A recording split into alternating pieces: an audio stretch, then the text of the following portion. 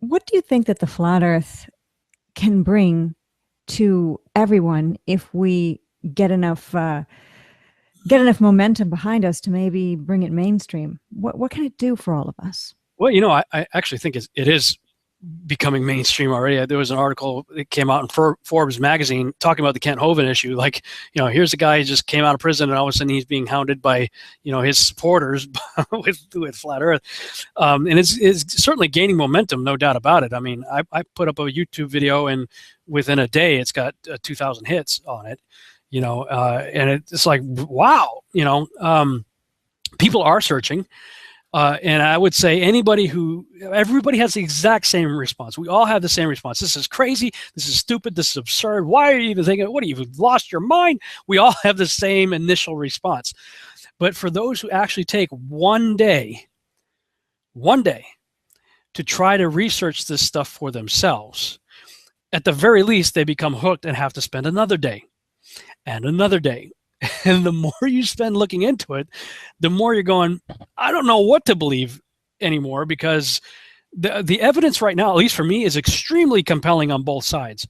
Now, I'll say as a Bible-believing Christian that I want to take the Bible as my absolute source for truth and take it literally.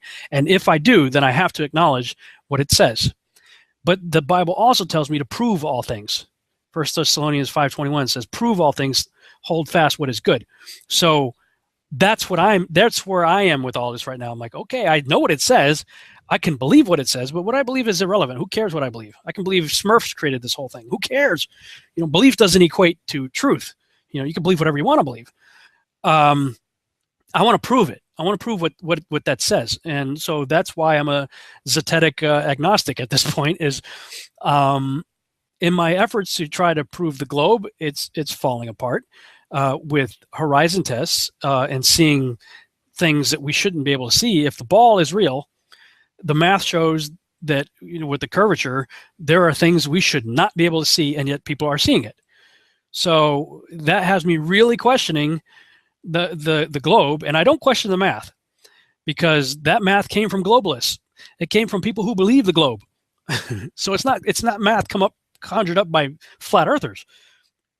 And the best example for that really proved that to me was when I was in Malibu a few months ago, talking with another writer who's partnered with me for my Seed the series that we're working on.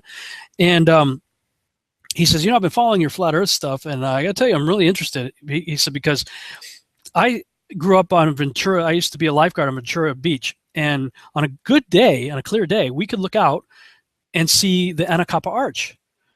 Well, the Anacapa Arch is almost 20 miles away, and it's only 40 feet high.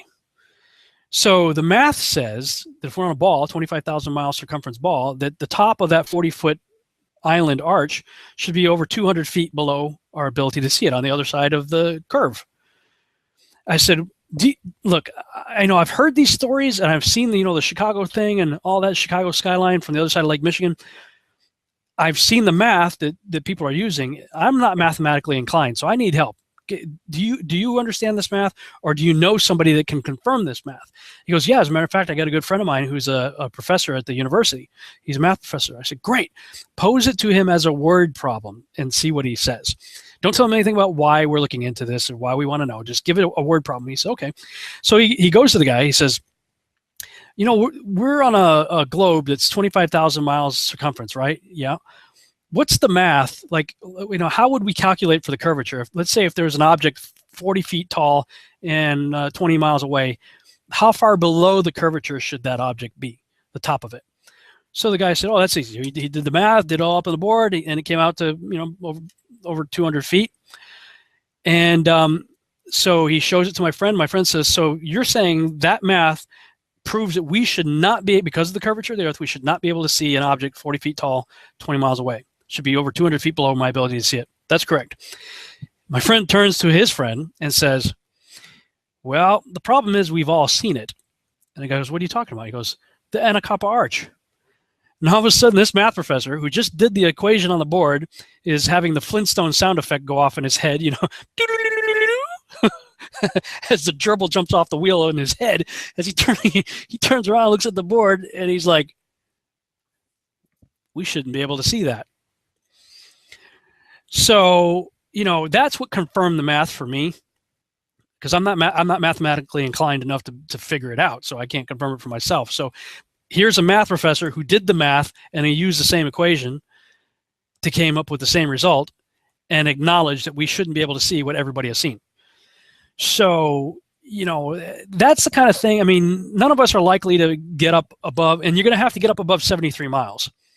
I've seen the hot air balloon, weather balloon stuff, that when they don't use a fisheye lens, fisheye lens is going to morph everything, and it because you can see when the balloon's taking off, they're 20 feet over the car, and the horizon looks like this. That's smaller than the moon. And then when it starts going up, the horizon starts morphing. We're in the incredible morphing Earth. But when the horizon goes across the center of the lens, that's where it's going to be the most accurate representation of what the camera is actually seeing without the lens distortion. And I've seen plenty of stuff at between 100,000 and 130,000 feet that's flat as a pancake. But I've also seen rocket footage, one from the 1950s that was 65 miles up. When the horizon went across center lens, flat. Saw another one recently shot up by the Germans. They had cameras on it. They were doing some sort of experiment. And same thing. When that thing came across, the lens came across the center, the horizon came across the center of the lens at 73 miles high, flat. So, all the visual evidence that we can do terrestrial. I mean, you get this book right here, Zetetic Astronomy, and read through this book. And this is done in the 1800s, 1865. What I love about this is this is before the Wright brothers and before NASA, before anything that we have today. This is all terrestrial-based observations that you and I can do ourselves. And when you do this, every time it's showing flat. So the only other alternative I would say is the ball must be way bigger than what we're told. There are some things that I can't explain. Certain things in the South, especially flight patterns and things like that. And unfortunately, we can't really confirm most of that because the GPS doesn't work. You try to go track these flights and they're disappearing. But there have been testimonies of others that claim to have taken some of these flights supposedly directly. I mean, the biggest flack I get on Facebook right now with any of this flat Earth stuff is coming from Australia and New Zealand and South Africa. These are people who claim to have done things that, frankly, on the flat Earth map are really hard to believe as being possible. I met a guy who spent 3 years in Antarctica as a cook. He was a contractor. It was a cook for Raytheon and Lockheed Martin, I think he said.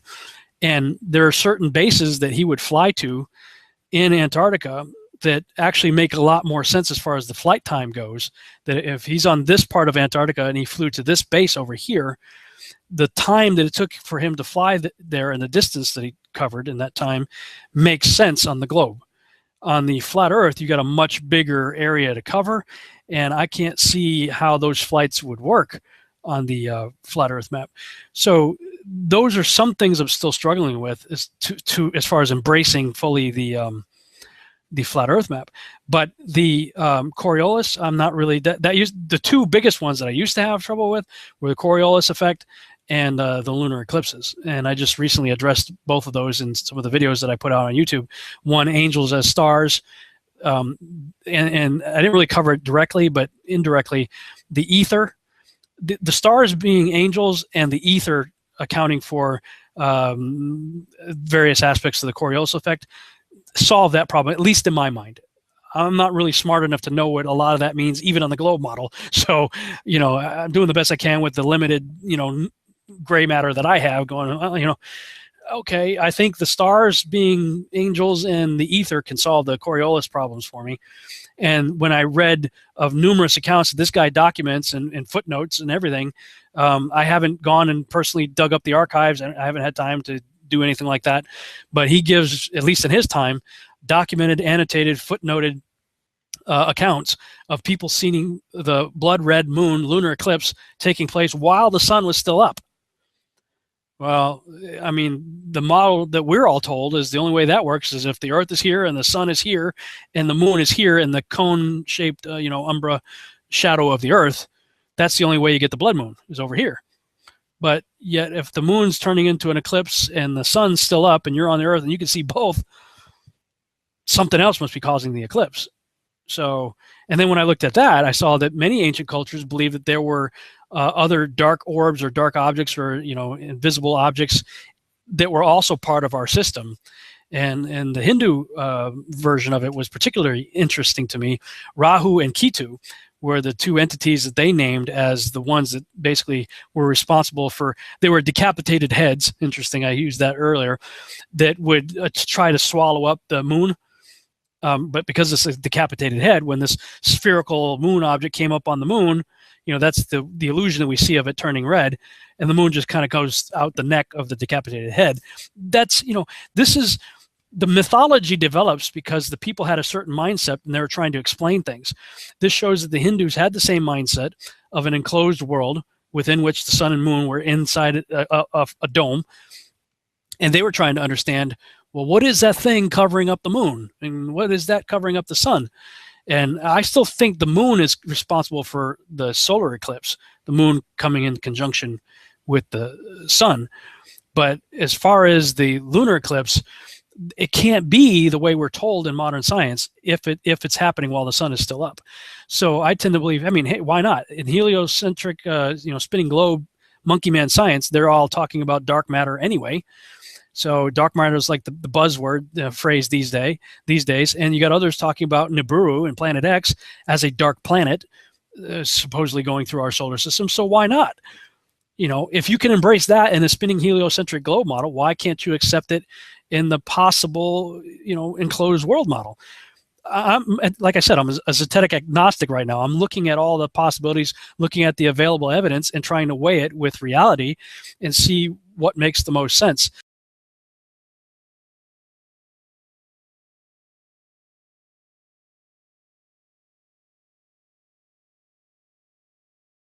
Today is Monday, September 28th, about 7:15, and you can see that's about the time the sun sets around here, about 7:15 or so. Sun's setting out there in the west. Let's go ahead and punch up my compass app, and let's see here. There's the sun going down in the west. The moon came up in the east, just up above that little covered stairwell over there, and it was right about there at roughly 9:11 p.m. Central Standard Time. And the direction we are looking there is about 100 degrees or so. Let's see. Yeah, about 100 degrees east. It's where the moon popped up. The only problem is the sun had just set about an hour and 45 minutes earlier right behind us, and yet the shadow was coming from this direction, which is north. How did the shadow from the Earth being cast by the sun, which set in the west, end up coming from the north? It is now 8:15, Monday, September 28th. So about an hour ago, the sun went down right over there, and directly behind me now, the moon is popping up. Like I said, just kind of right above the covered stairwell over there. Yesterday was actually a little bit further to the right. So there's the moon about an hour later. 2 hours later, last night, it was higher than it is right now, of course. And the shadow was coming from the north, which is where the building is right there to the left. Sun went down in the west, right behind us. Shadow of the Earth came from the north. We are looking at the compass pointing north. That is north. Here's the buildings. There's the moon. That's west. That's north. That's east.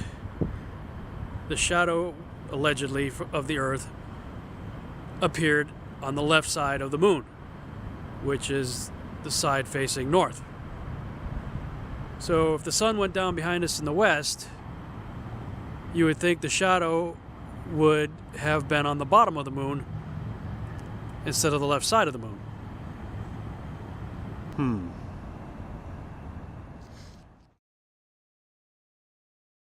I am becoming more and more persuaded of the flat Earth. Obviously, if you've been watching my materials and seeing it, but I can't just come out and say it is flat.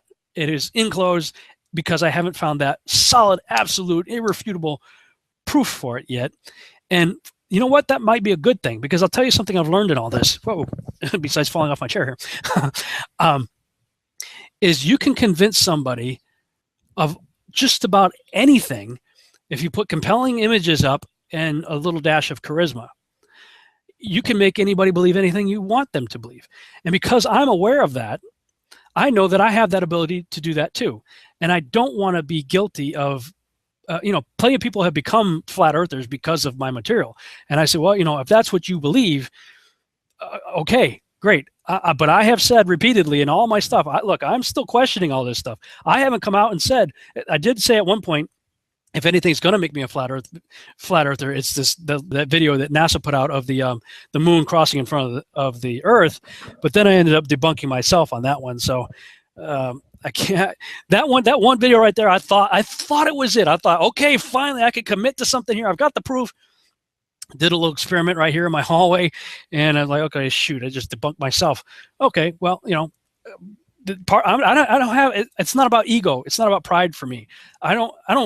It's not about me being right, and I'm going to ignore everything else. I just want to know what the truth is. I don't want people just to believe me because I might have a little bit of charisma and can put some pretty cool images up on the screen. I want to know what the truth is. I accept that the Bible is true, but it also tells me to prove it. And as I'm trying to prove it, I'm putting the evidence out. And, so that's what I would just say as a word of caution to everybody, even watching my videos, even listening to me. I know that the imagery can be compelling, and I know that I have a measure of charisma that people can gravitate towards. But you know what? So did Hitler. So let's put things in perspective. I mean, this guy had an amazing amount of charisma. When you look at the videos that show the ocean of Nazi soldiers listening to this lunatic talk, I mean, that's dangerous. So I'm cautiously aware of that, and it would just say, look, I tell people when I do my conferences, don't believe me. Please don't believe me.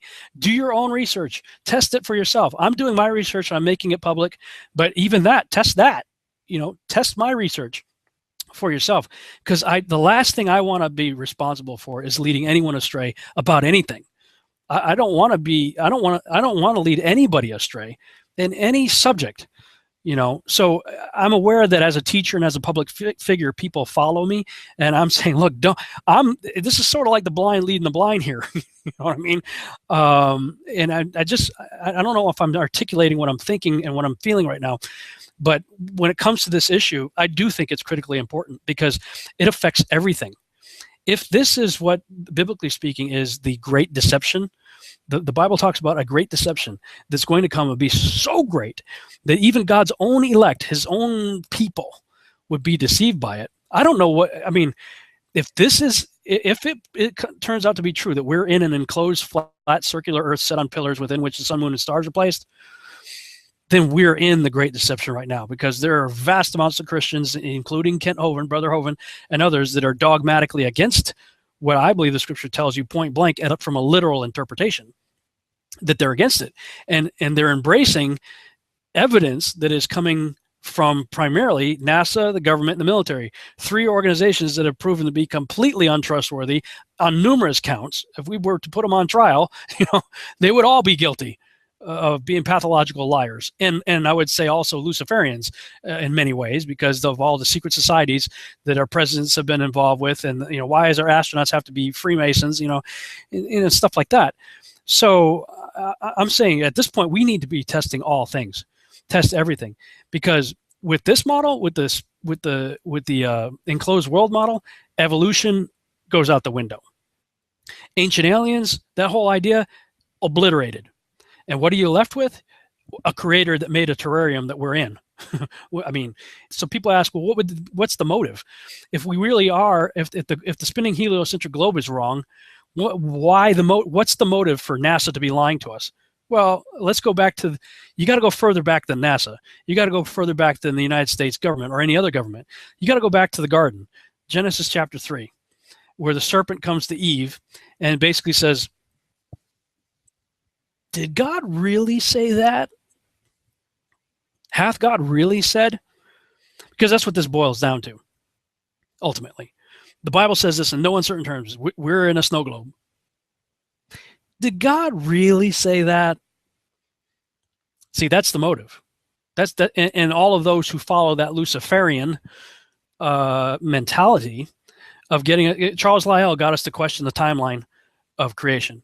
Darwin got us to question whether we are created in the image and likeness of God or from goo to you by way of the zoo, as Ken Hovind would say. You know, those two individuals throw out huge portions of the Genesis account. Well, the same science that came out of those guys, and from which those guys originated, also from science that was contrary to the biblical account. We are presented with the spinning heliocentric globe. You know, so I mean, motive makes all the sense in the world if you realize that if the enemy of mankind can get us to question Genesis, if Genesis crumbles, well, the foundation upon which the whole of Scripture is sitting is destroyed. I mean, everything crumbles. I mean, if Moses is full of crap, what does that say about Jesus? Because he endorsed Moses. You know, so for me, this is a very weighty issue, and it makes sense to me in a way that this is coming up in the 21st century. Because if we are indeed in the days of Noah, where we are starting to see a repeat of what took place that led to the corruption of all flesh and evil continually and violence, you know, then in the book of Daniel, it says in the last days, knowledge will increase. And the Hebrew there, the letter Hey precedes the word, and the letter Hey is the. It's the knowledge will increase. So could it be that that's what we're seeing right now, is the original knowledge is increasing all of a sudden? I mean, boom, who was talking about this last year? You know, maybe Eric Dubay, maybe, and a few others. But now it's like one of the primary hits on Google right now. Keyword search is flat Earth. So for me, I'm trying to nail this down, because if this is the truth, then it exposes so many lies, it's unbelievable. And at that point, you are forced to say, I can never trust NASA. I can never trust the government of any country in the world. Well, who can I trust? Well, the only one I can trust then is the one that proved this model is true and that model is false, and that would be the creator of this terrarium. That's pretty big.